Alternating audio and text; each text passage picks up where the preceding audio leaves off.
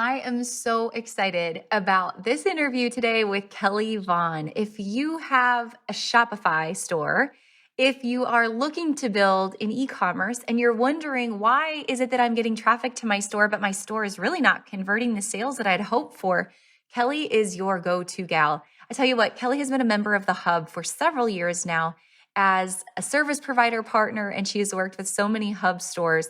And not only has she worked with, I would say, new Hub stores, she really works with more advanced Hub stores. She knows the stores that are actually converting, the stores that are actually making sales. She knows what works and why it works. And today on the podcast, we talk all about those things. So bring a notebook, get ready to learn all about how to maximize not just the homepage of your Shopify site, but the product pages, the apps that you need, and really the psychology behind why some stores work and some stores don't. Get ready to meet my friend today on the podcast, Kelly Vaughn.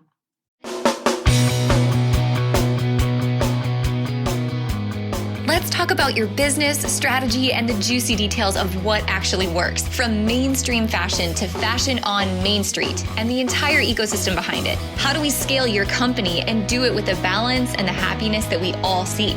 Let's hear from those insiders, experts, and strategists that actually make it happen. I'm your host, Ashley Alderson from the Boutique Hub, and I can't wait to chat. Hey guys, welcome back this week. I'm so pumped. Kelly Vaughn, the founder of the Taproom Agency, is here. Kelly, you've been a member of the Hub, a Shopify expert, a trusted expert for all of us in the Hub for some time now. I'm so pumped to have you on the show. Yeah, thank you so much for having me. I'm excited to be here. You've got to give a little bit of Shopify background because, I mean, you're the go-to gal when it comes to a lot of advanced Shopify projects and development. I know you work with a lot of higher level stores. How did you get into working with Shopify? Tell me about that process and what you love about it. Yeah, so I've been a software engineer for 20 years now. I know if you look at me, I don't look like I've been coding for 20 years, but that's because you look like you're 20 years old. How is that possible? I started when I was 11, so I'm 31 now. Stop. That's awesome. Yeah. So I started freelancing when I was 14. So I got a very early start starting to build websites for clients, and I kind of fell into Shopify when I was in college. My degrees are completely unrelated to software engineering. I went a total different direction for that. But I was given a freelance project by another local freelancer who's had overflow work, and he was like, look, it's on this platform called Shopify. I know you've never used it before, but you want to give it a shot? I'm like, I'm in college. I need money. Yes, of course. So I ended up falling in love with the platform immediately. Just like being able to see the direct impact of the work that I'm doing and be able to help these small merchants be able to grow from zero, really. So it was a really rewarding experience. And I quickly pivoted all of my work over to Shopify as quickly as I could. So I became a Shopify partner, Shopify expert in 2014. So I'm almost 8 years into this now, and just pure e-commerce is all I do now. I love that. And you've got such a good vantage point. I've seen some of the work you do with boutiques, right? With our industry. And so you definitely know what's working, what's not working, how to optimize a store, no matter if they're brand new or if it's a multi-million-dollar store. So with our time together today, I would love to just walk through, it's a new year, what's working, what's not working, and really how to optimize your site in 2022. Let's start front end and talk about just like some of the basics. When you land on the front end of someone's website, what are some like common opportunities that you see that store owners could take advantage of right away? I think starting on the homepage is a good place to start, naturally. So whenever I visit a new website, I'm trying to answer 3 questions from the homepage. Who are you? What do you sell? And why should I buy from you? You want to be building that trust immediately from that first visit. We all know we have a very short attention span, and so you want to capture them as quickly as possible. That means having very strong imagery on your site. That means having like unique copy. So it's not just the same copy that everybody else is using. Put a spin to it. Put your own voice into that. Like, if I want to become friends with you, that's going to make me want to buy from you as well and support you. So starting to build that relationship from the very beginning, from the outset on that homepage is really important. In the boutique space, I see one of the biggest mistakes that a lot of merchants make is depending on how frequently you're restocking or introducing new products, if you have a new arrivals section on your homepage, but those are the same products you've had in for a month, 2 months, there's nothing new about it. And so Yeah. I would rather you focus on what are your best sellers? What is everyone else interested in right now? What's in season? And really focus on that and make that homepage your landing page for any jump off point, depending on who I'm shopping for, if it's for myself or for a friend. Yeah, that's so good. I often equate it to, when you think about a boutique, like a storefront boutique, you drive by and you see their newly merchandised window. And that's the first thing that grabs your attention and says, oh, I want to go in there. That store looks like me. And so often people will create a homepage on their website that's kind of just like set it and forget it. Oh, And yeah. they don't come back and re-merchandise it. And you're right. Not only does that homepage like hero and all the imagery on that homepage need to answer the questions, which I love those questions, by the way, but the collections and making sure those collections you're featuring and the best sellers that you're featuring really answer those questions as well, just like you would merchandise the window of your website or the window of your storefront. Exactly. And you also notice when you go visit a storefront, you generally don't see empty space there. You're filling it with something. Yeah. On your website, that means don't put sold out products on your storefront. Yes. Don't put them on the homepage. I can't express the number of websites I've visited on the homepage that all 5 featured products at the top are sold out. I'm like, oh, this store must not have anything, so I'm going to leave. Yeah. That's so true. All right, walk me through the rest of the homepage. Do you feel like there's certain sections that are like a do or die must have on most boutique homepages? Absolutely. So the hero is definitely a necessity. It's a good eye-grabbing moment, especially if you can incorporate video into it. Just like something fun, no audio, keep it short, and don't make it jarring either. So make it very like a nice natural flow to it. Yeah. Then I get into the introductory text, and that's where you start answering those questions. The who are you? What do you sell? And why should I buy from you? That's your first touch point to actually building a relationship. Instead of jumping right into products, tell me who you are. Tell me why I should be here. And it's just like, a few sentences, nothing more than that. So keep it short. Then you get into your featured products. So maybe if you have new arrivals constantly, a new arrivals collection would be great. Or go straight into seasonality. Go into, we're in the holiday season as we're recording this right now.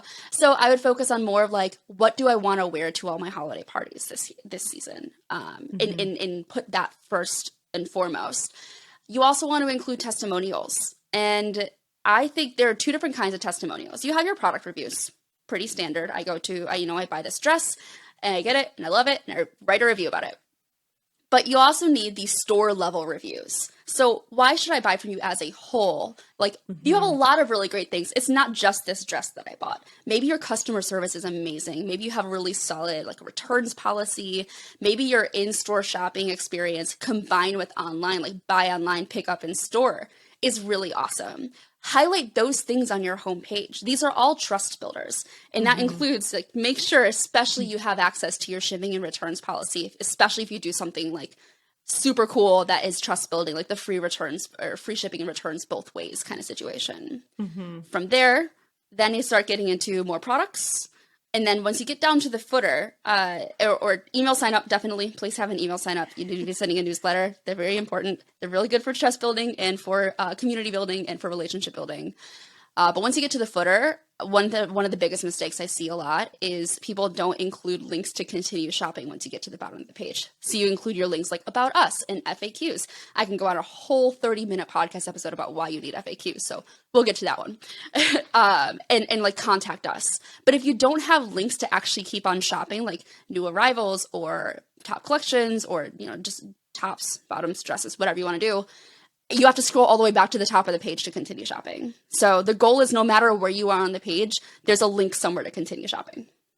That is such a good piece of feedback. I guess I've never heard anyone call that out. Like in your footer, continue that opportunity to shop. That's really, really good. I think about that a lot of times also on product pages. So like when I find something, right, I find a top that I like and I click on the page. But then I'm like, this top isn't for me. Or maybe they don't have my size. Like I've gotten all the way here and they don't have my size. And then I scroll down. What do I do next? There should always be another opportunity to continue to shop. So analyze for me a product page and what opportunities there are to maximize that page and maybe some mistakes you see there as well. The first thing I notice when I go to a product page is what are the images? Like, what do they look like? What does this product look like? One of the biggest mistakes I see is the images are not the same, what's called aspect ratio, which means they're not the same dimension photos. Like all of your photos should be like all a square or all the same size rectangle, for example. It's jarring to scroll through pictures and have the page constantly jumping up and down, especially on a mobile device. Yes. So make that very, very clear. Your product's description is extremely important, especially, in this space, you tend to be sourcing products from others. Do not use the same description that everybody else is using. Write your own description. And I know there's only so many ways you can describe the same sweater. That's where you hire a copywriter to help you bring that level of creativity, bring your brand voice into the product's descriptions. In the product descriptions, I see a few mistakes that are made as well. First off, if you're going to include any kind of description above the add to cart form, so like where you actually select your size and maybe color and then click the add to cart button, it shouldn't be more than a few bullet points. Like, do not push down that add to cart form. Keep it available at all times if possible.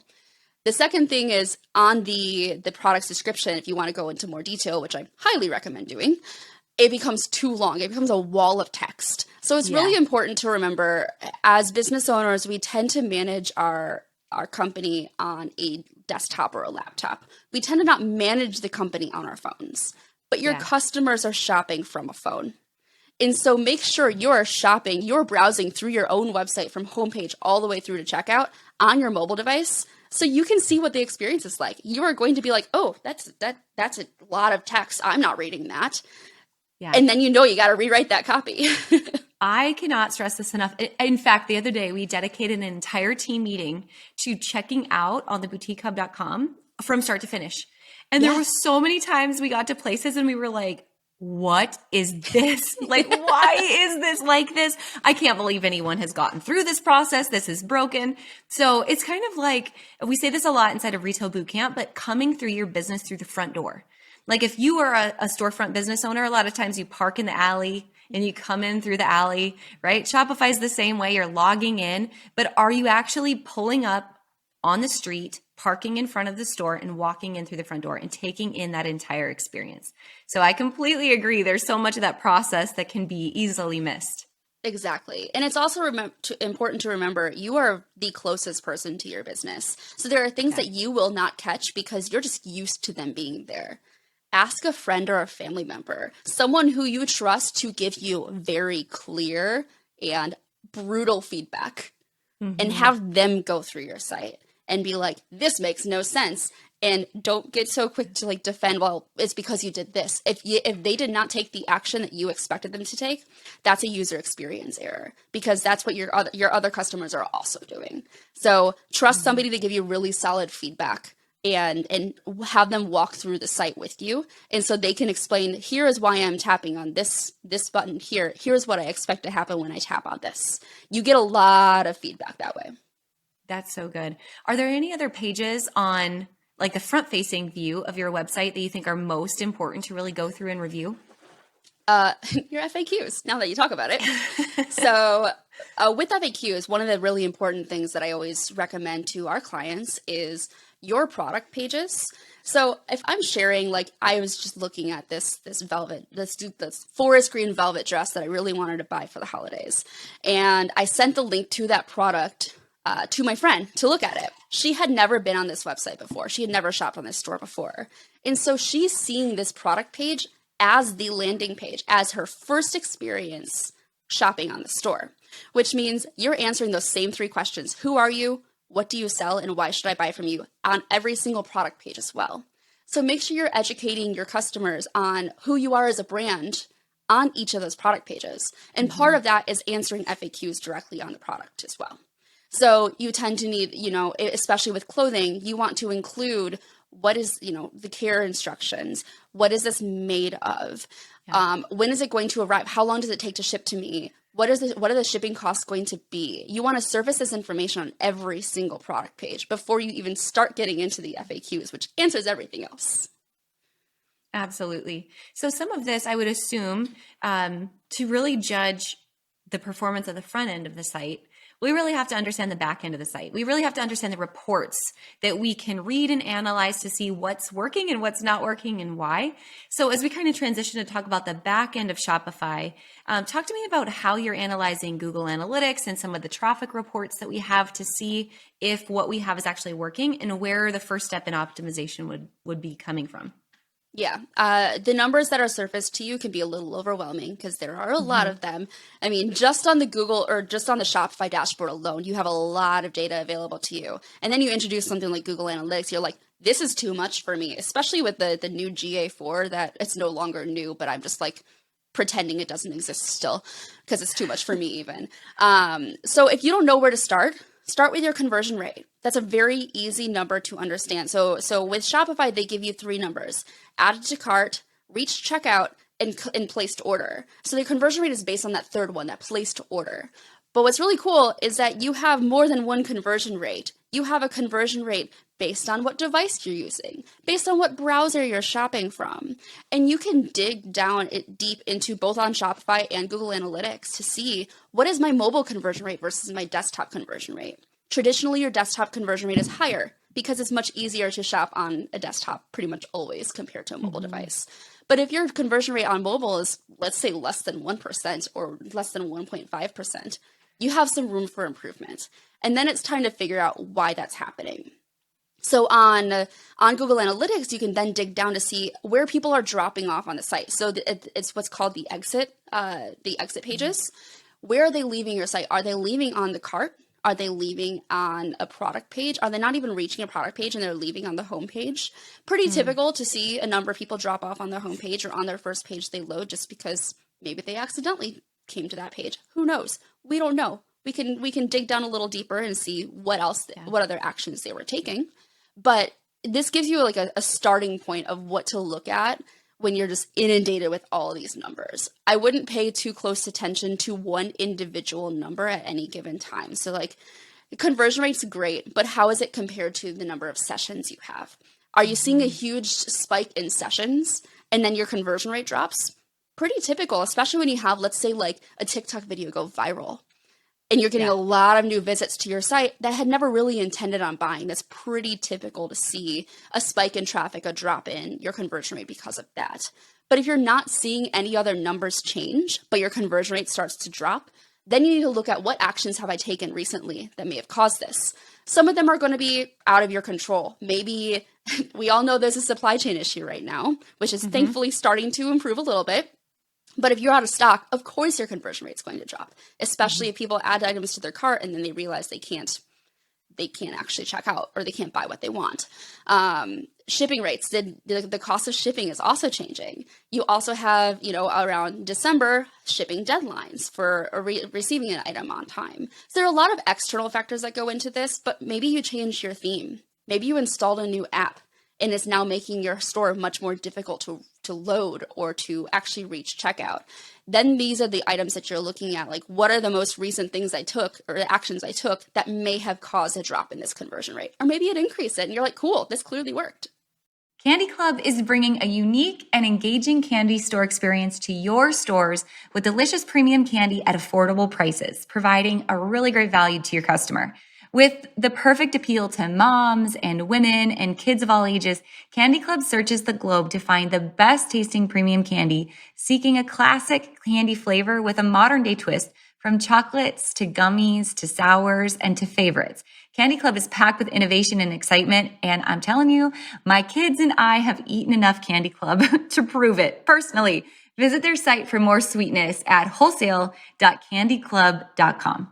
That's so helpful. Yes, all of those things. So when you want to take that next step and go, okay, now I'm going to optimize the back end of the site. I'm going to take all this information. I'm going to review how all of this is set up.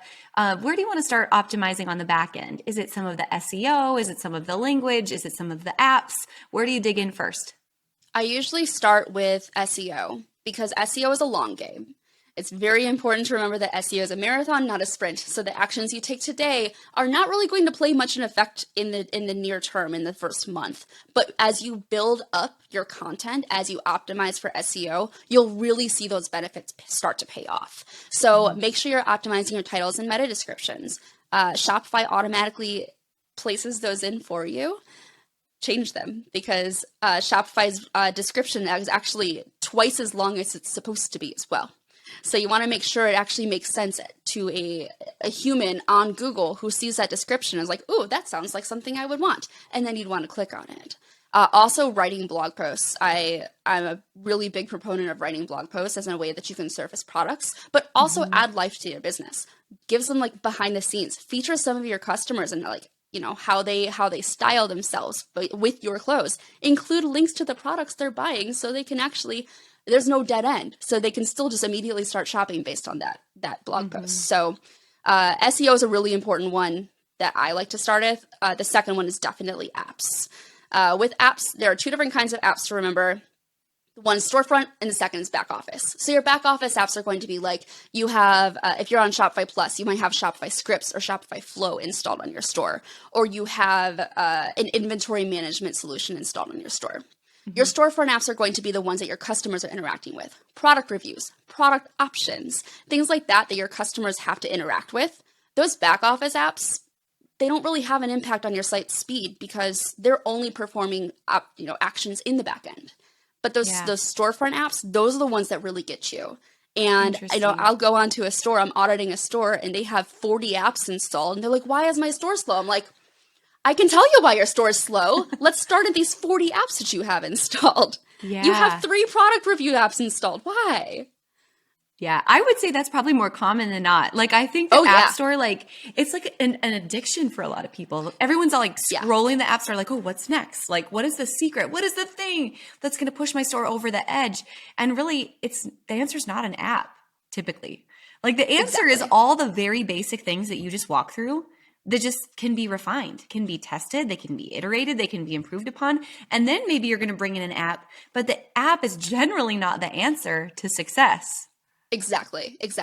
And it's like when we are starting up a new business, a new store for somebody who's never done it before, there are some apps I always recommend installing. If you're a boutique, definitely have a product reviews app. I know, when you're just starting out, you feel like, well, I only have like one review. Is this even worth displaying? Yes. Any reviews are good. And also don't hide all your negative reviews because that is a huge red flag. If I visit a page that has like 80 reviews, let's say, and it's 5 stars, I am very skeptical of that. Yeah. Maybe the product's great, but I have a feeling there are always going to be unhappy customers who love to leave a negative review just because they can. Show that review and reply to it. I just have to like pause you right here and echo this because I think so many times as an entrepreneur, like this is your baby, right? So there's a lot of pride when it comes to reviews, and it's so easy to panic when you get a bad one and be angry and want to be defensive. But I think the best thing you can do in a situation to show true leadership is to come in and completely take someone's guard down by not trying to defend yourself, but to be professional and relate, be empathetic on why they might be feeling the way they're feeling. And really, I agree when I'm shopping, I want to see the good, the bad, and the ugly. If it's all 5-star reviews, I'm skeptical. So I think we all have to just like take our pride for a second and set it aside and know how to handle those reviews when they come and embrace them when they do. Exactly. It's, I recently launched an app in the App Store called Cavallo, and we have 7 reviews as of recording time. 6 of them are 5 stars. 1 of them is 1 star. And it ended up being because their email got caught in our spam filter, so we didn't receive it. And so they left a 1-star review over that. But if you look at the review response, we just say, hey, we've reached out to you now on 7 different platforms. We would love to fix this for you. Yeah, exactly. And that's all you can do. Exactly. Yeah, you're never going to please everybody. For sure. Tell me more. So you were in the middle of apps that new stores must have. Yes. And product reviews would be your first. What else is on your list for new stores? I think having a buy now, pay later option is only becoming more and more popular. You have all kinds of options. They're all slightly different. So I would recommend doing your research to see which one's the best fit for your business. An Instagram feed is always a good one, especially if it's a shoppable Instagram feed. So you post pictures and tag the products that are in those photos. But one of my favorite ones is a user-generated content feed. Everyone loves being featured. Give them that opportunity to share their own pictures and have them display on, let's say, that same forest green velvet dress that I was looking at earlier, I can see how other people styled it, for example. Yeah. And it gives me inspiration, like, oh, well, I don't have this thing, and so I'm going to also pick it up while I'm shopping here because somebody else, it looks really good on them. So that user-generated content also builds trust with people who have never shopped on there before, because there are clearly others who are shopping there and loving it enough to share those photos. Yeah. How about stores that are more advanced? Stores that have been around for a while and now they just really want to fine tune and optimize Shopify. What apps would you recommend for them? I would look into doing a membership program and a loyalty program. They tend to require a little bit heavier weight, which is why I usually wait to do these until they're higher revenue, have more back-end support for this. So let's say you offer an annual membership that offers free shipping, or you have a loyalty program where, every month you get $10 to spend towards the store, and it just that credit continues to build up, or you earn points for referring other people to shop. Yeah. And so you're building that loyalty directly on the site, and you already have the customer base available. You already have the customers who are ready to shop, who have shopped there again and again, who now they can get rewarded for it. And so they have even more reason to shop there and tell their friends. So I absolutely love loyalty programs. And I do think that there's a lot of opportunity there, especially in the boutique space. I also will say, like, a customer support solution would be a really good one to introduce at this point if you haven't already. Gorgias is one of my absolute favorites. That's Gorgias, where it combines all your social media profiles, phone, email, text, everything under one roof, and lets your customer support team respond to all tickets from one place. It also has, it's mind so helpful. blowing. It's also really cool because it pulls in the customer data. So let's say you get an email from a customer who's like, can I get an update on my order? When is it going to arrive? Well, it automatically recognizes that they placed an order for X items on Y date, and it shipped at Z date, and it's going to deliver this time. You can write macros, which basically it auto fills the email for you, being like, hey, thanks so much for reaching out. Here's your order number. Here's when, your shipping is scheduled to be delivered on this date. Let me know if you have any other questions. You finish that ticket in less than 30 seconds. That is ridiculous. That is awesome. It's so helpful. Gorgeous. It's so much fun. Writing that one down.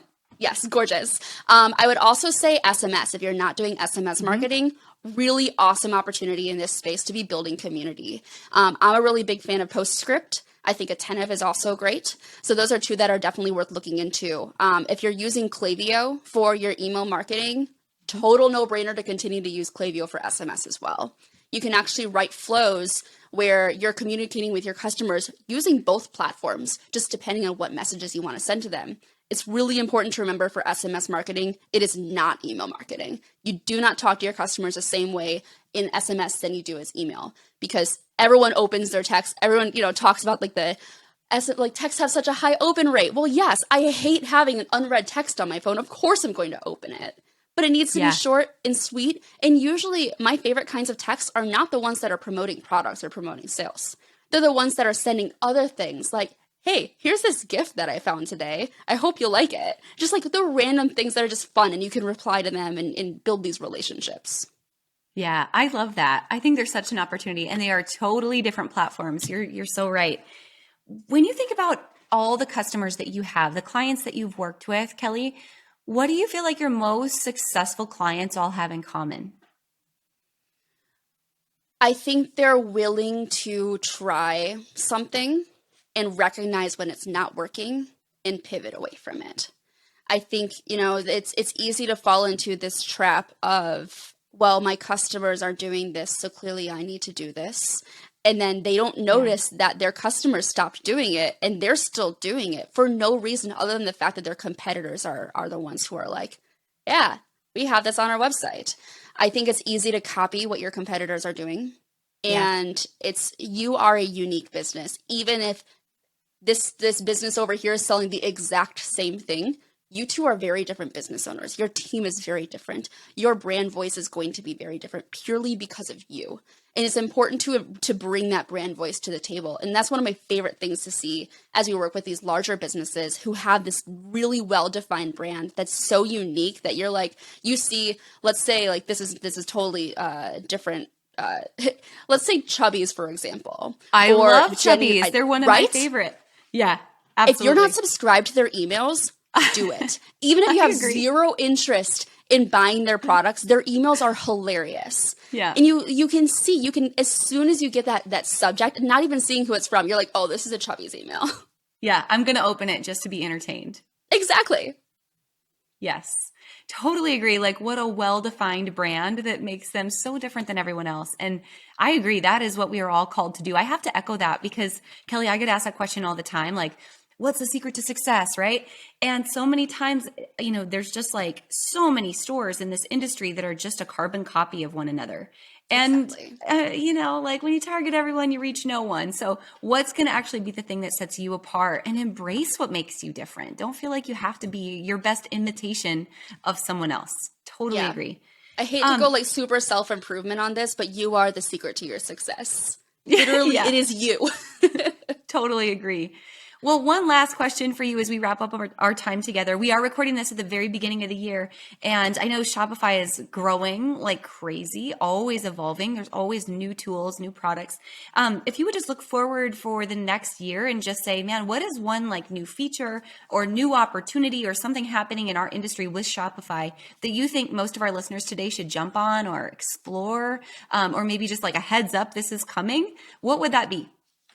I would say this might be a controversial take, but it is totally worth looking into what's happening in the Web3 space. It is I am new to this, so if someone does not know Web3, will you explain this? Because it's fascinating. Yeah, so I'll preface this by saying I also don't know this. So I am still very much learning how all of this works. But the whole idea of Web3 is that the internet is becoming decentralized. So your users, your customers have ownership, have a stake in what you're building.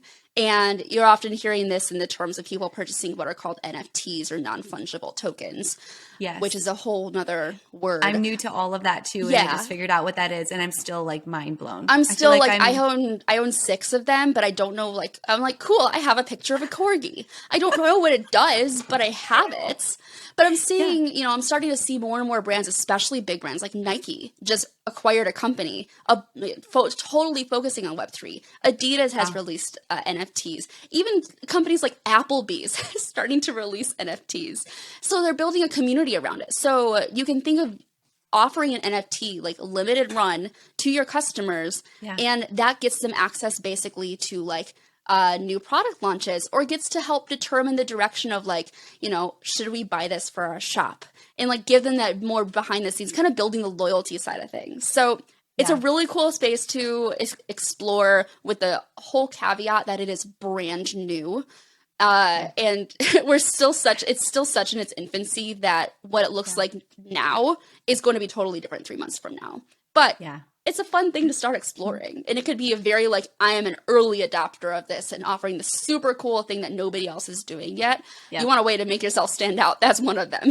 I totally agree. This is a whole new space, man. If you want to feel like you're living in the Jetsons, exactly. Or if you're old enough to even know what the Jetsons are, good luck. Maybe this is for you, or maybe you're just like, that just made me really sad. There are people who are not old enough to know who the Jetsons are. Right? Yeah, I know. It's mind blowing. It's mind blowing. Someone the other day was talking about the movie Pretty Woman, and they were like, "What's that?" And I'm like, "Oh no, we're failing. This is your homework." Yeah. Go. This is cultural. We must know about this. Oh man. Well, I really appreciate it, Kelly. Thanks for all your insights today, your wisdom today. You do wonderful work. It's always a pleasure to work with you. So thank you for today. Thank you so much.